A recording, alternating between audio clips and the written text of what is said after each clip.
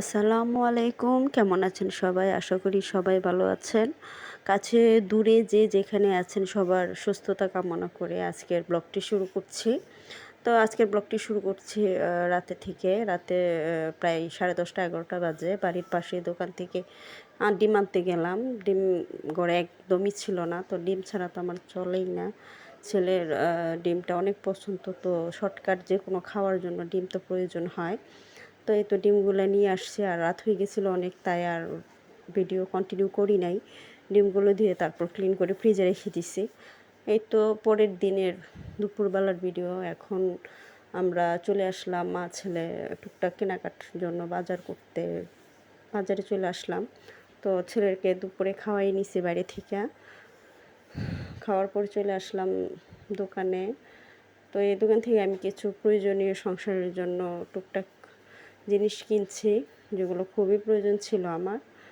আর শখটা সাধ্যের ভিতরেই রেখেছি, কারণ খুব প্রয়োজন ছিল এই কয়েকটা জিনিস, তো এখান থেকে নিয়ে নিলাম।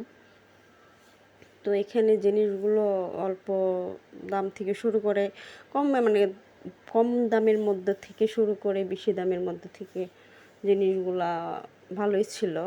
তো এখান থেকে বেশ কয়েকটা জিনিস নিয়ে নিলাম। তো আর বাজার করি নাই, শরীরটা ভালো লাগতেছিল না, তাড়াহুড়ো করে চলে আসছি। এদিকে বাইরে গুড়ি গুড়ি বৃষ্টি বাড়লো, এই খারাপ এমন অবস্থা। তো আর বাজার করি নাই, চলে আসছি বাসায়। তো বাসায় আসার পর আপনাদের সাথে একটু শেয়ার করে নিলাম। এই তো ওই 2-4টা জিনিস কিনেছি যা আমার খুবই প্রয়োজন ছিল। আর ছেলের জন্য একটা গেঞ্জি নিয়ে নিছি, ওই পছন্দ করে নিছে। তারপর আর রান্নার জন্য চলে যাব, কারণ সন্ধ্যা হয়ে যেতেছে, রান্না করতে হবে। একটু রেস্ট নিয়ে তারপর রান্না করতে চলে আসলাম। আর রান্না বান্নাটাও শর্টকাটই করে নিছি। এখানে রান্না করে নিলাম ডিম ভুনা আর মুখি কচু সিদ্ধ করে রাখছিলাম।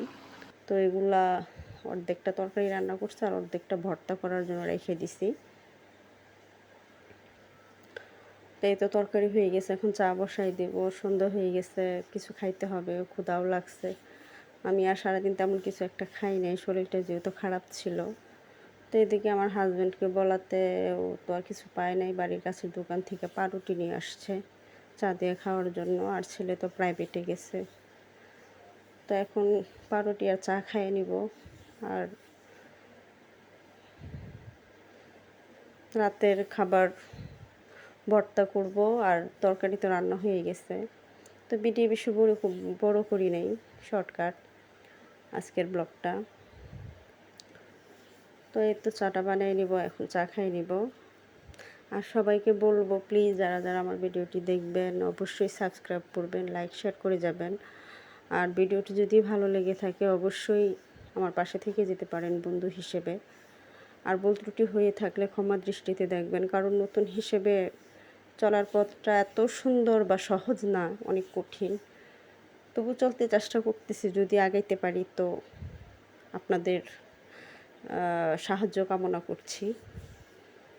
আর এই তো রাতে ভর্তা করব, ভর্তার জন্য শুকনো মরিচ ভেজে নিতেছি। আর শুকনো মরিচ দিয়ে শুধু ভর্তা করে খাইলে তো ভর্তা লাল হয়ে যায়, আর ভালোও লাগে না। আমার মনে হয় ঝালটা একটু বেশি হলে সমস্যা হয়, গ্যাস্ট্রিকের প্রচণ্ড সমস্যা করে। তো সাথে কাঁচা মরিচ নিয়ে নিছি। তো ভর্তাটা অনেক ভালো লাগছিল।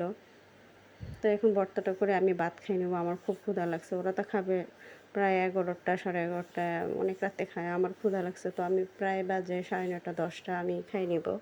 তো ভর্তা করার সময় দেখা যায় হাতে লাগা যায় ওই ভর্তাটা।